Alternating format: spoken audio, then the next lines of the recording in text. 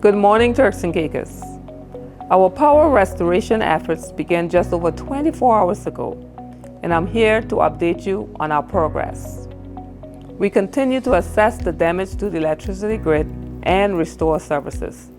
We have made significant progress. 90% of our customers on Provo have power. 80% on South Caicos have been restored. 20% on Grand Turk and 21% on North Caicos. Overall, 70% of our customers now have electricity. I want to thank our amazing FortisTCI crew for their hard work and dedication in getting our customers connected. We now know more about the damage from Hurricane Fiona on our Twin Island communities. It appears that North and Middle Caicos took a big hit, and our hearts go out to all those affected. From today's report, we have approximately 25 poles down and a significant amount of damaged power lines on Middle Caicos. The extent of the damage means that it will take quite a bit of work to restore electricity to all customers on Middle Caicos. In light of this, we will be deploying even more resources to the islands.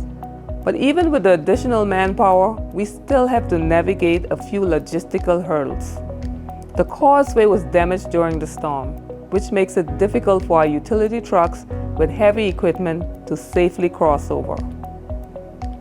To our customers on North and Middle Caicos, know that we will not rest until we restore your service, all 967 of you. The same applies to our customers on Salt Key. We are coming to you. We will be on the ground today. We understand the difficulty of living without electricity, and we will ensure that the restoration time is as short as possible. Our FortisTCI team and contractors will work hard to get your power back soon. We appreciate your patience and ask that you remain safe during this challenging time. If you have any questions about your service, please contact us. Our call center is up and running, and you can reach our customer service team at 946-4313. Thank you, and I look forward to connecting with you again soon with a further update.